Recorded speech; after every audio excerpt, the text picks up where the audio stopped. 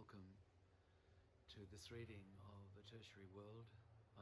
Reading from memories that arose as I walked along Brunswick Street, which is the seventh of 7 north-south streets. Its colour is violet. This is the corner of Brunswick and Gertrude. The walk to the Metro Cinema in Burke Street on Saturdays to see whatever film was showing always took us past this corner. One warm summer afternoon, we all walked into the city to see Creature from the Black Lagoon. I remember people screaming and swooning inside the dark, vast space as the creature finally emerged from the murky waters of the Everglades. When the movie ended, we were all relieved to find bright sunshine pouring onto the pavement outside the cinema in Burke Street. Paradoxically, we walked in our usual gloomy silence back along a hot and sultry Gertrude Street. Suddenly, as we crossed Brunswick Street, one of our party, a woman named Rosetta, fainted and fell on the tram tracks. Everyone rushed to her aid as she repeatedly mumbled and groaned, "No, no, no, la creatura," the creature. Her husband held her in his arms and gravely pronounced in Italian to the small crowd now gathering around the slumped figure, "It's the film. It reminded her of the swamps in Tuscany where she was born, and her father was also, well, a bit..." He interrupted the sentence as he raised his eyes skywards and touched the right side of his head a few times as he expertly rotated the first 3 fingers of his right hand.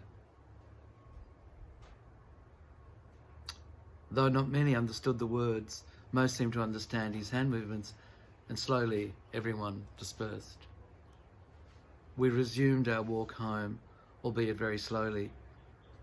As we ambled along, a few of us started looking into shop windows, something we'd never done before. Every now and then Rosetta would give out a little scream and we would stop and comfort her. When it seemed as though she'd recovered, we would resume the journey, and in this way we eventually reached home, though I cannot remember what happened after that. I've seen that film a few times since that day, mostly on late-night TV. Each time I cannot help but think of the poor creature trapped in the swamp as a deranged old Tuscan farmer whose adult daughter migrates to Australia in order to escape him. In turn, he flees to the Florida Everglades in utter desperation. In the summer of 1956, she has the misfortune to unexpectedly see him once more looming over her larger than life inside Burke Street's Metro Cinema.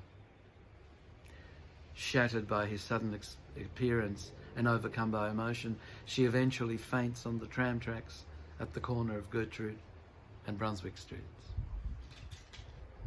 Though this is my reading of the drama's underlying dynamic, the truth is that Rosetta never really recovered from whatever it was that suddenly assailed her that summer afternoon, and she eventually died alone in a mental asylum. Driven by curiosity, I have at odd times over the last 50 years closely inspected the spot on the tracks where she fell. What was it about this particular spot that made Rosetta's mind suddenly crumble? Or would the collapse have happened anyway, no matter where Rosetta might have been at that particular moment in time? Once, in the midst of an eerily silent winter night, I even stopped the car and walked over to the middle of the intersection. Making sure no traffic was coming and no pedestrians were around, I knelt down and looked hard into the tiny juncture between the tram rail and the bitumen. Nothing. But then I asked myself, standing up and looking around me, what did I expect to find? I stood in the middle of the road for quite a while, or at least until I saw some headlights approaching in the distance. My last thoughts before I walked over to the footpath towards my car had nothing to do with Rosetta, nothing at all.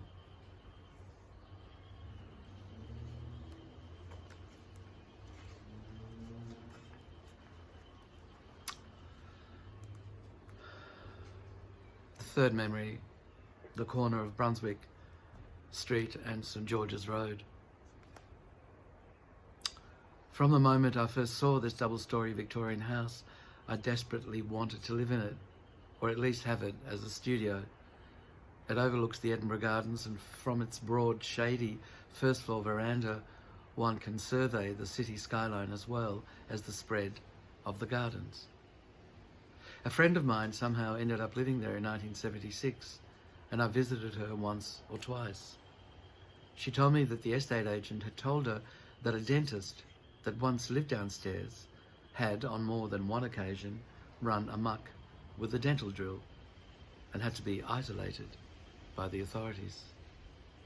He was, she anxiously asserted at the time, still detained inside Larundel, an asylum for the mentally ill set in broad leafy gardens at the edge of Melbourne's northern suburbs.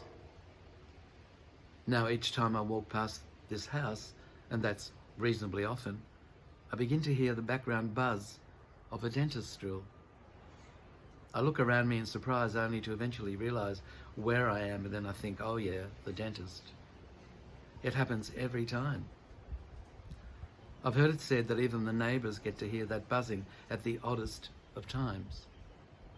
Anyway, it seems that for quite a few years the house now has been deserted, which is a surprise given its graciousness and its wonderful location, but then not such a surprise knowing its history.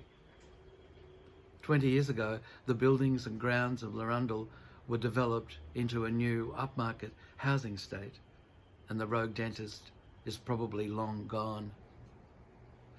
Then again, maybe he has been redeemed and is once again practicing somewhere.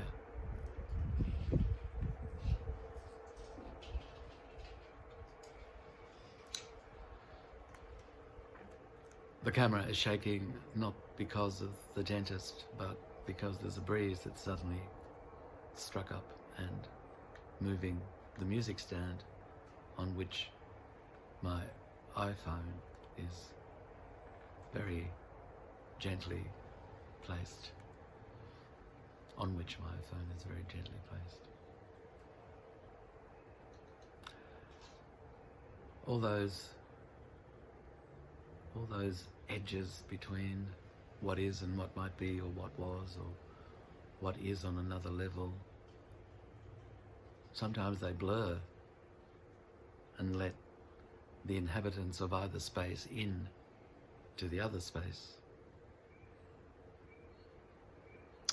It probably makes for confronting experiences, irrespective of which space you currently inhabit.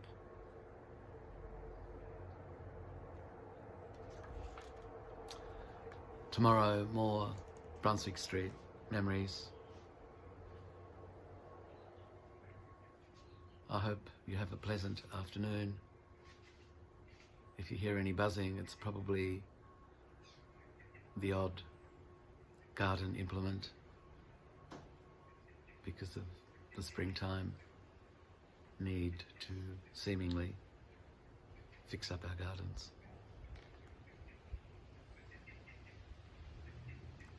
Until tomorrow.